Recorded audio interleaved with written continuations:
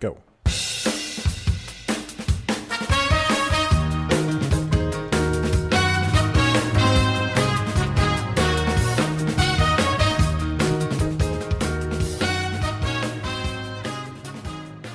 You know what? I realized I didn't check the camera. Oh my God. First podcast of the year. 7 seconds in. Didn't check the camera. Got the TV going on. Welcome back to the Constitutionals podcast. I'm your host, Chad White. If you didn't know, this premier podcast for the website, cpluscomedy.com. Like I just said, it's a website. Go there. Welcome in. First podcast in 3 weeks, I believe. Because I did not do one for the last 2 weeks of the year. And I did not do one last week. So here we are, 3 weeks later. We're back, baby. It's been a while. I think I did this last year. To the dozens of listeners I have, I chose not to do. I mean, that first week I was initially going to do something, and I didn't. I didn't want to. I didn't feel like it. I didn't want to force myself to do it because it wasn't going to be good. And not that I'm saying that normally this is good, but here we are. So I decided to, you know what? I said, yep, that TV's loud. I said, why not just go? Why not just not do it? And here we are. I did a video therapy session with my therapist, and Nova, the cat, had walked over because she was hungry and I had not fed her yet. And so I picked her up and I put her in my lap, and my therapist goes, "Whoa, she got thick."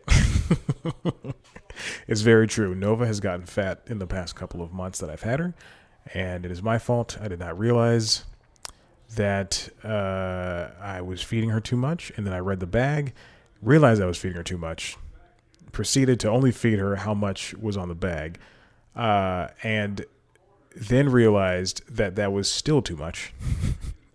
And I have just recently I looked up how many calories to feed a 10-pound cat, and it's substantially lower than you think. Substantially.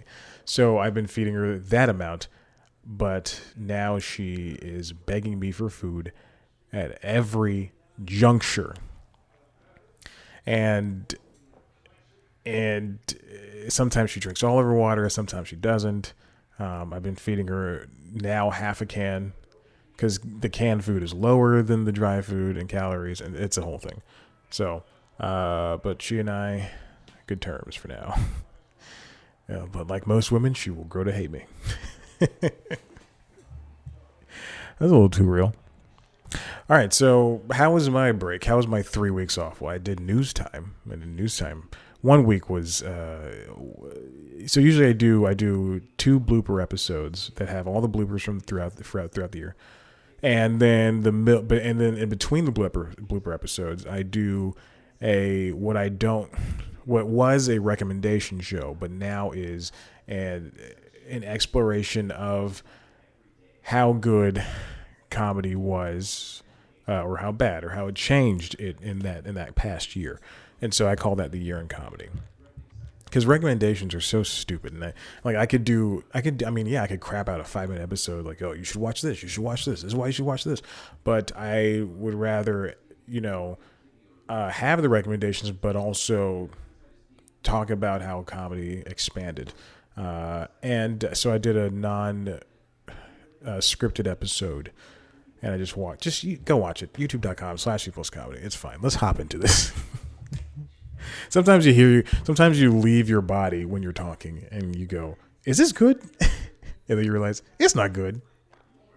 I bought the Back to the Future on Blu-ray. I already had it on DVD. I had all the movies on DVD, but Black to the Future, Black to the Future. Yo, Doc, what you doing? Marty. Hey, yo, Marty, we gotta, man, dude, we come with me to the future, bro. And then Marty's girlfriend's like, I ain't trying to go to the future. I got a hair appointment. If I was white, this would be racist, but I'm not, so it's not. I tried to watch, I'm looking at the Back to the Future, microphone keeps falling on me. I was looking at the Back to the Future Blu-ray collection, and oh my god, they're rolling about the trash can. I can feel it. I can feel it rumbling. I'm looking at the collection, probably like 100 feet from me. I have a huge apartment. 100 feet. No, it's at the wall over there with the other DVDs and Blu-rays, and I just realized that I watched Back to the Future 1 one night, and the next night I watched Back to the Future 2, and then I did not watch Back to the Future 3 for some reason. I was also thinking, and we'll get to the story in a second, the first story in a second. Cobra Kai came back on Netflix. It was once a YouTube Premium show. It's not a new show. It was once a YouTube Premium show. It was on for 2 years, and it took a year off because YouTube didn't want to do scripted shows anymore. Anyway, because everybody thinks it's a new show. No, it's old. Anyway, and so I was watching Cobra Kai, the 3rd season. And then that made me think about the Karate Kid movies and how the first 3 were part 1, part 2, and part 3. And then the next one, the final one, was the next Karate Kid, I believe.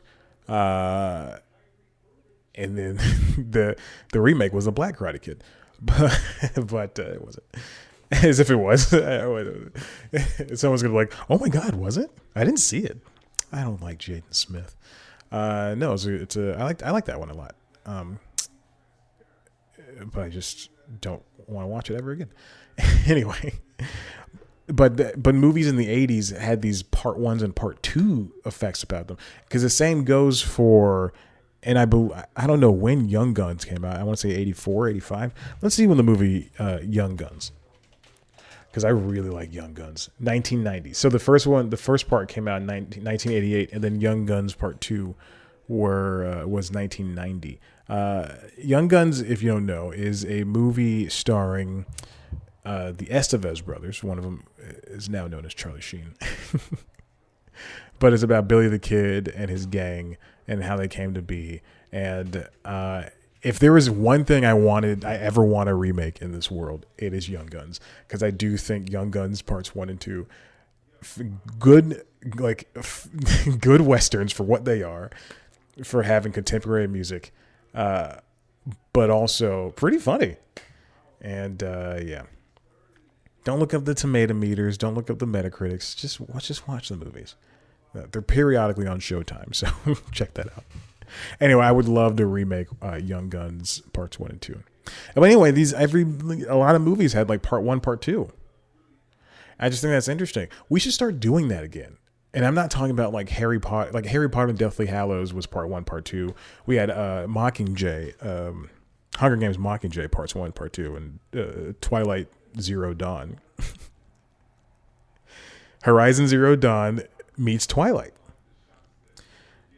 But I do think that it would be interesting. And now that I think about it, I do think Infinity War and Endgame, those are two solid ones. I don't know if you could watch them back to back, because I've never done that. I'd never planned to. But I wonder if that is if those are good two-parters like that. Man of Steel, Batman versus Superman. Speaking of superhero movies, I can't think of any part 1, part 2s that of modern day movie history. And you know what? I don't care to look them up. I don't care. So let's move on to this first story. 8 minutes in, baby. Starting off the year right. Quibi. This comes from The Verge. Roku is ready to buy some Quibi shows. All right. Quibi reportedly in talks to sell its shows to Roku, written by Sam Byford. This comes from the Wall Street Journal, as told by The Verge. I don't know what happened to my accent, but apparently I burned my tongue, and now I speak like this. It was almost racist. If it were to happen, this deal is not set in stone, and this could change at any point. But everybody has reported this. If this was going to happen, this would give Roku Channel a slew of new shows, that people probably would not have checked out otherwise. And also, it would bolster the Roku channel's. I hate this word. I'm not gonna say it. TV show game and movie game.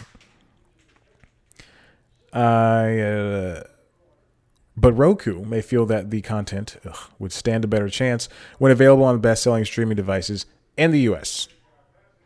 That is the entire story. Wow. Okay. So let's talk about the implications there.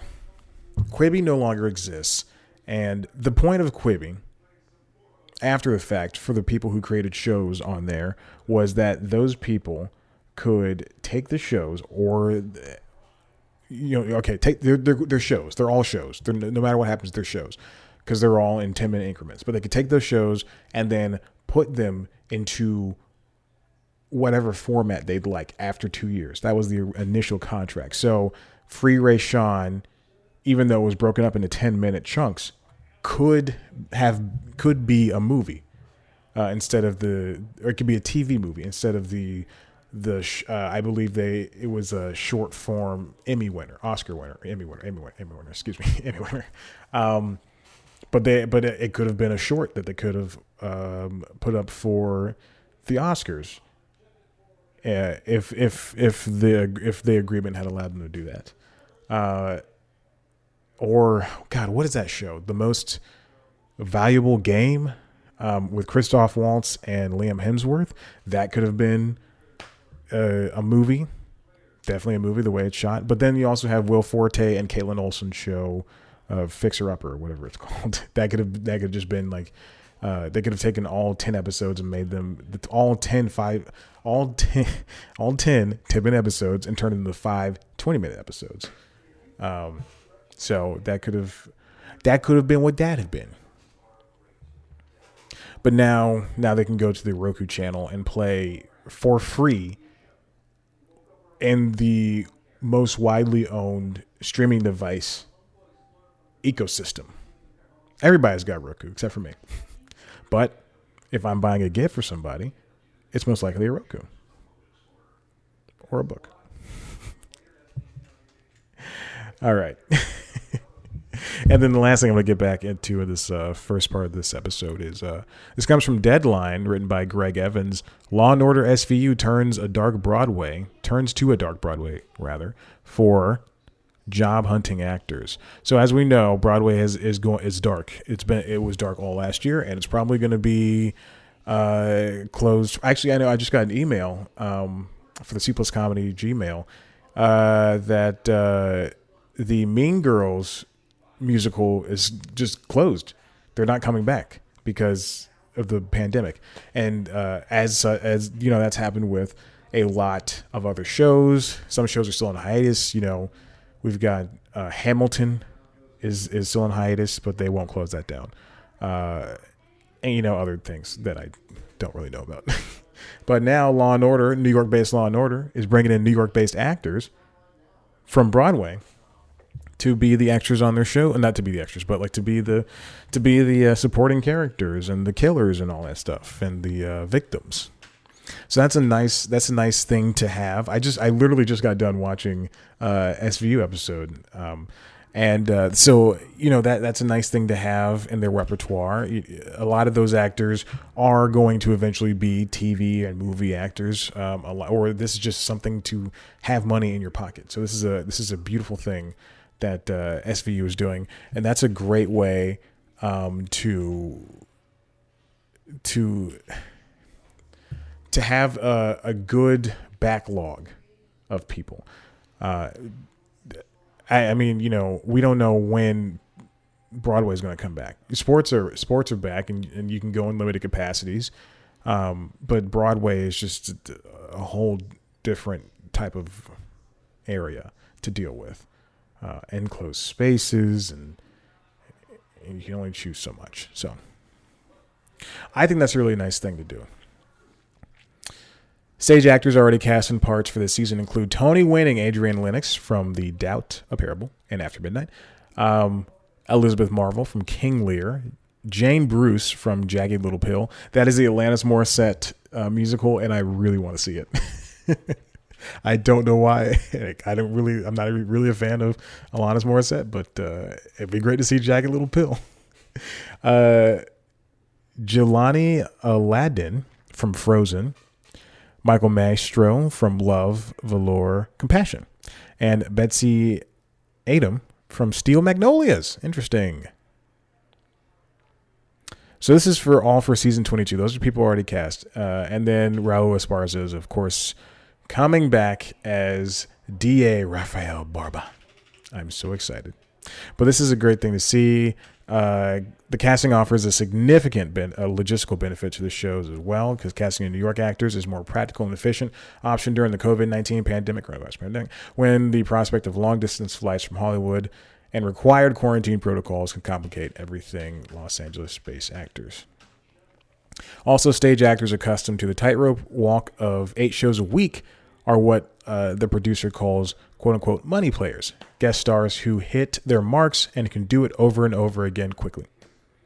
With pandemic safety precautions enforced on set, minimal personal contact, testing, noisy stop and start ventilation, among other things, the production, the producer says, doesn't have time for actors who need to find it. So it's a great thing to see. I'm very excited, and I can't wait for the rest of the season. Listen, we got to take a break, and when we come back, we will have the rest of the episode. Going to break, baby.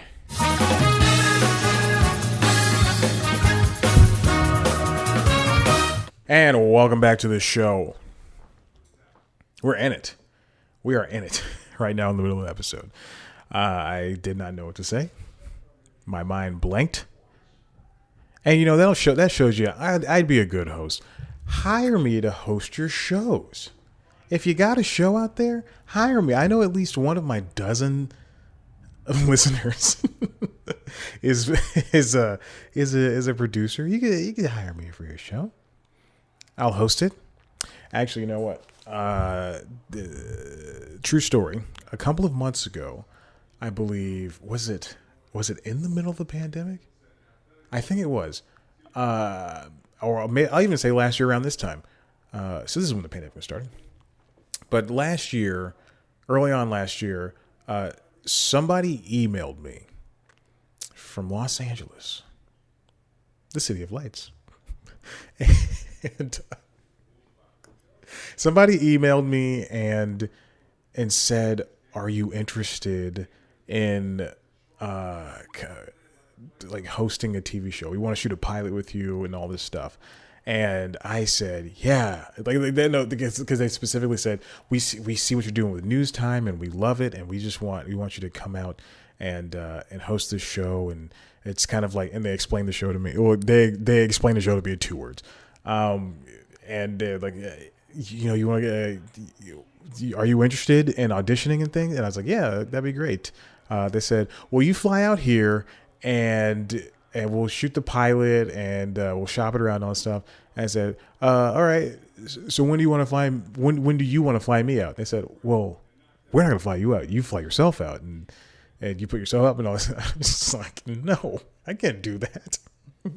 We're about to start a pandemic. I can't afford that." It had to be a little bit before the pandemic. It had to be like last year around this time because it was still very feasible to fly. But anyway, I haven't thought about that in a long time. I mean, and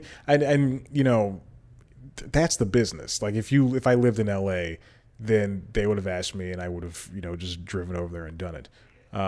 Or if I was like if I had money, if I was a working television man, I would have flown myself out there and done it. But that's just not a viable option for me or a lot of other people, especially emailed out of the blue. They said the show was going to go on Sci-Fi or something. I don't know what it would have been. Hey, listen, if you're listening, if that person is listening right now, I'm still free. Now, I'll shoot it from my apartment. I'll shoot it right. The microphone as well. I'll shoot it. I'll shoot it right here. You want me to? You see how News Time is. If you really were watching News Time, don't look at the last 3 episodes because those are like the end of the episodes. But everything before that, maybe even next week's episode. All right, let's move on. I forgot to restart this counter. Women director numbers in 2020. I was peeking when I said that. No peeking. As a reference to Doughboys. This comes from Brent Lang over at Variety. Brent Lang. Women directed record numbers of 2020 films, a study finds. Now, I talk about this, the women in the industry numbers and people of color numbers periodically. And even though these numbers are still entirely too low, it is good to see them rising and going up. And I would, it's the highest in the last couple of years. So women represented 16% of directors working on the 100 highest grossing films in 2020. That's up from 12% in 2019 and 4% in 2018. Now, keep in mind that I got an email today that said the guy who created the Loki series, white guy, is writing a Star Wars movie. Disney, come on. You can't have it both ways. I would like a job. So, hire me. Well, you did cancel DuckTales, so there's an issue there. Of course, this year was like Year No Other, blah, blah, blah. But people like, speaking of Disney, Chloe Zhao directed The Eternals. Kate Shortland directed Black Widow. The movies were pushed to this year, so we'll count them as this year. Kathy Ann did Birds of Prey. Patty Jenkins did Wonder Woman 1984, another movie that was pushed. But it was from the summer into the winter. The study was done by Dr. Martha Lausen. And let's see. Women made up 19% of all directors, writers, executive producers, editors, cinematographers working on all the watched movies at home. Oh, I also did a watched at home top 20 chart from March through December 2020. The 19% of the women in the above the line roles that were directors, writers, executive producers, editors, and cinematographers. I think editors and cinematographers are below the line. It's slightly lower than the 21% achieved in the top grossing films. Just under 10% of directors working on the watched at home films were women, down from 16% of the filmmakers of top box office hits. It's good that we have this barometer of even though the movies were released at home, that we still can count, what did well and what didn't. And I would love to see, and they have to track the top grossing movies, but I would love to see the smaller movies, like I Used to Go to Here, starring Jillian Jacobs. I don't know who directed that. I just named a random movie. Or Save Yourselves with two young comedy actors who I believe are very, one's on Miracle Workers and the other is on this is so embarrassing why I don't know these people's names, on Search Party. But they're both great, funny actors. But I would love to see, because that's where sadly, the women and the people of color thrive when it comes to the film industry in these smaller roles. It grows murkier when you go down the credits. On the top 100 highest grossing movies, women held 20% of producer jobs and 21% of executive producer positions, an increase of 2 percentage points in both categories. Women comprised 18% of editors, 12% writers, and 3% of cinematographers. The number of female cinematographers increased by a percentage point, but the number of writers and editors fell by 8 percentage points and 5 points respectively. So we're still, I don't know. So we're still on a decrease somewhere, somewhat slightly. And I don't know if the pandemic contributed to it at all, but I wonder if the hiring practices will now change, especially if they're changing with with women of color in particular, when it comes to acting roles. So I wonder if everything is going to expand greatly. Everybody's going to get a chance. All right, let's move on to the next one. So this is a little something that I saved from December 24th. This comes from NPR. David Folkenfeld wrote this. Host of the Daily Cloud's New York Times effort to restore trust after Caliphate. So if you don't know what happened, Caliphate is a show, is a podcast. It was just so lauded when it came to the production and the story it told. And it was about a guy who said he was on ISIS, and then he escaped ISIS, and he told his story. Turns out he was lying the entire time, or most of the time, and the producers fell for it. And the podcast has been out for a couple of years, and the producers have just found out that the guy was a liar, and now they're in deep doo-doo.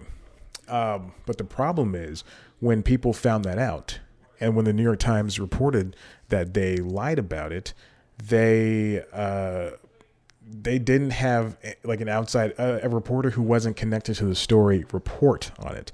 They had MICHAEL BARBARO, who's the host of the Daily podcast, report on it. The way he's connected is that the executive producer is his wife or partner, whatever he calls her.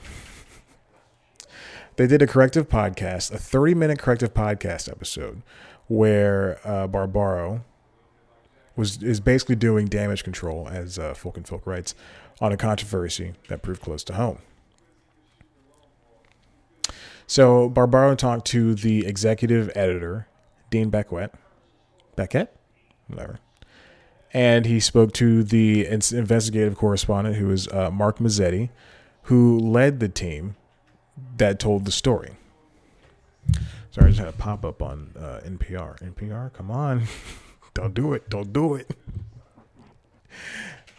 So the corrective audio episode, yeah, it's fine that it did that, but the problem is that they got somebody who was too close to it. And so now he's the one they're not passing the blame on, but he's not mentioning his wife, who's a part of the show. And again, I don't know if it's his wife or if they're engaged, but I know they are deep in doo-doo together.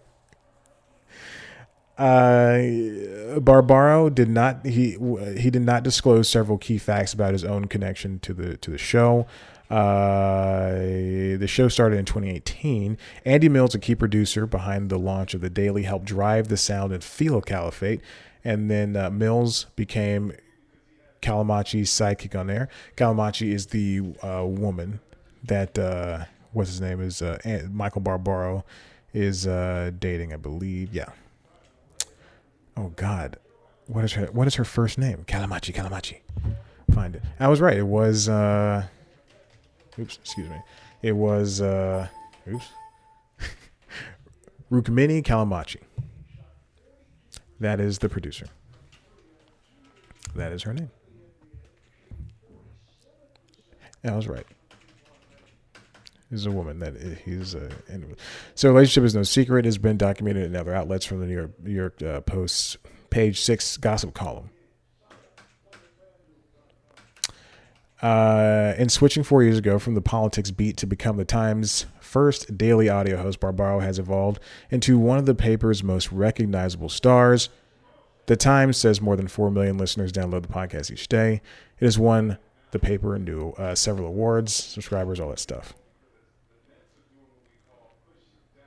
And then one of the other issues is that Barbaro went on Twitter to quickly defend the New York, not the New York Times, but he also went to quickly defend Caliphate and the editors.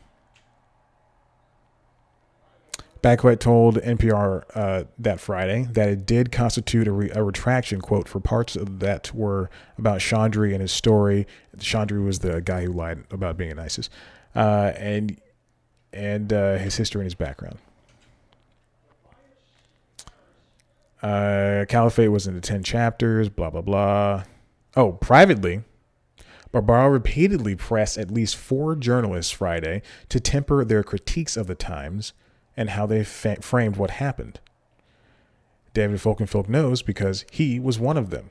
So that means Barbaro was reaching out to people like Folkenfilk and like the Washington Post's Eric Wemple, and with direct messages saying, "Hey," and he's using the word "quote unquote" retract on Twitter to describe what happened.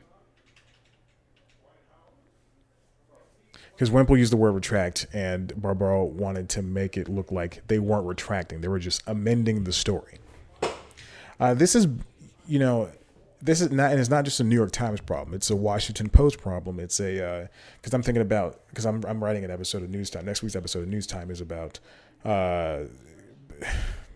journalists losing their jobs and going to places like, or quitting their jobs and going to Substack, or going to OnlyFans to do some things, which is true. Vice is going to OnlyFans, but when you have stuff like this. They're trying to put out the fire while the fire is still spreading, and it's a gasoline fire, and they're using water. The fire is still going, and they're using water, but then the fire is still starting up over there. It's an interesting story to see, and the Washington Post has been through this because they just retracted a story yesterday about the riots happening at the Capitol, or they retracted a story today rather. Wall Street Journal had to say something about something recently, and the New York Times obviously has to do something every couple of weeks. They still get my money, it's fine, but they see this stuff happening, and it is it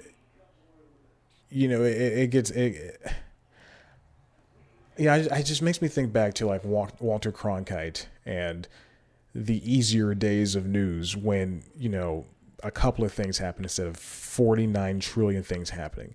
And the importance was obviously, Watergate and then, like death and stuff. But it wasn't like, a riot, racism, daily coronavirus stuff, murder, sexual assault. It wasn't all this stuff compounding on each other. And now you have... not only you have the journalists are being scrutinized for not only by their audience, but also by critics, and then also by the people that they work with, and then also by their colleagues, which is the people that they work with. And so it's speaking of mishmashes, the mishmashes of things happening. It's all compounding on each other, and the truth gets buried because you're trying to tell a story, you're trying to get the story out as fast as possible. I'm not saying that's a good thing that they're doing that. It's definitely not. But we get all this news at the tip of our fingers so quickly, and then we pick it apart as soon as we get it.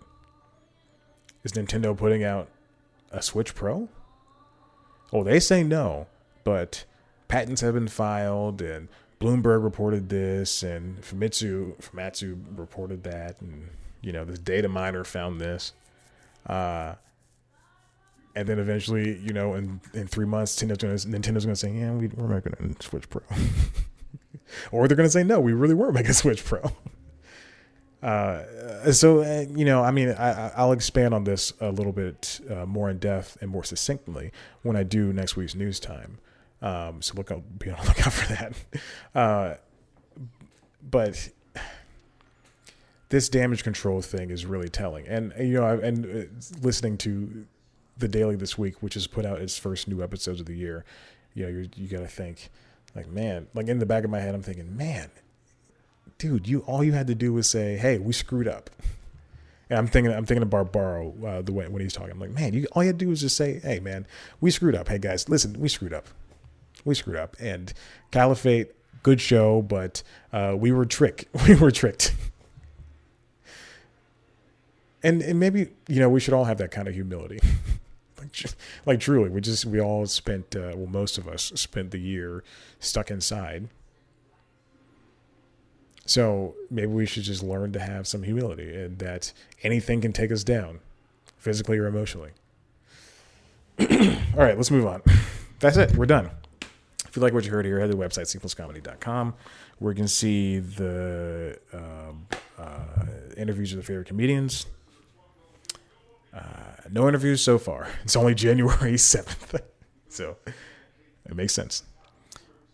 If you want to see a video version of the show, head to youtube.com/c+comedy. I'm almost positive that the camera shut off. It's not recording anymore. You can also see our premiere show, News Time, which is a news magazine style show. Take one topic, talk about it. This week's episode is bloopers, the last part of the bloopers from last year. And next week's episode will be the first episode of the year. So we'll see how that goes.